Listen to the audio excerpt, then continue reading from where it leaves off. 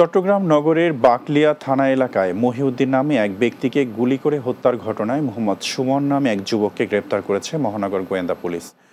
বাকলিয়ার তক্তারপুল খালপাড় এলাকায় অভিযান চালিয়ে তাকে গ্রেপ্তার করা হয়। অভিযানের সময় পালিয়ে যায় তার সহযোগী মোহাম্মদ আসিফ।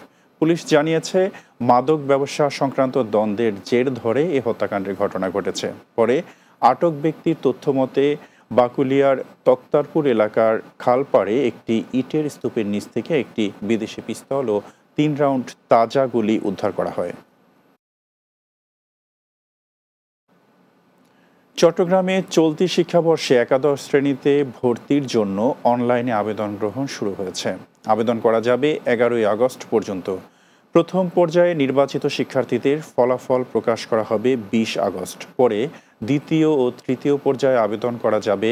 যাচাই বাছাই শেষে ভর্তি শুরু হবে ৭ থেকে ১৪ সেপ্টেম্বরের মধ্যে।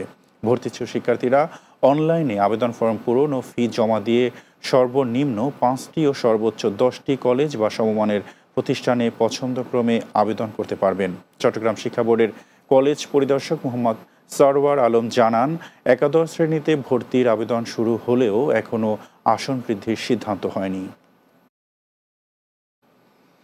প্রাথমিক বৃত্তি পরীক্ষার পরিপত্র বাতিল করে বেসরকারি শিক্ষা প্রতিষ্ঠানের শিক্ষার্থীদের অংশগ্রহণ পুনর্বহালের দাবিতে চট্টগ্রামে সংবাদ সম্মেলন করেছে বাংলাদেশ কিন্ডারগার্টেন অ্যাসোসিয়েশন।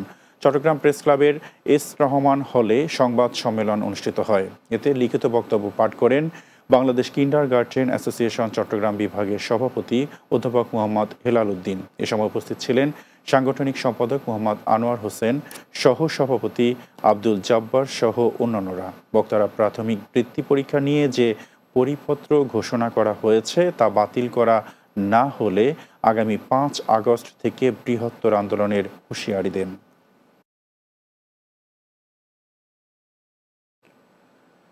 শেষ করব দিনের বাংলা। যাওয়ার আগে শিরোনামগুলো আরও একবার। স্বল্পোন্নত দেশ থেকে উত্তরণের প্রস্তুতি বিষয়ক উচ্চ পর্যায়ের পর্যালোচনা সভা, ১৬টি সিদ্ধান্তের অগ্রগতি নিয়ে আলোচনা। ১১ মাসেও নির্বাচনের তফসিল ঘোষণা না করা জনগণের প্রত্যাশার পরিপন্থী, মন্তব্য জয়নুল আবেদিন ফারুকের। ৩রা আগস্টের ছাত্র সমাবেশের স্থান পরিবর্তন। এবং সিলেটের বিশ্বনাথে স্কুল ছাত্র সুমেল হত্যা মামলায় ৮ জনের ফাঁসি, ৭ জনের যাবজ্জীবন, ১৭ জনকে ও ২ বছর কারাদণ্ড। এবং ফরিদপুরের কৃষ্ণপুর ইউনিয়নে পানিবন্দী দিন কাটাচ্ছেন প্রায় শতাধিক পরিবার। পানি নিষ্কাশনের ব্যবস্থা না থাকায় স্থায়ী রূপ নিয়েছে জলাবদ্ধতা।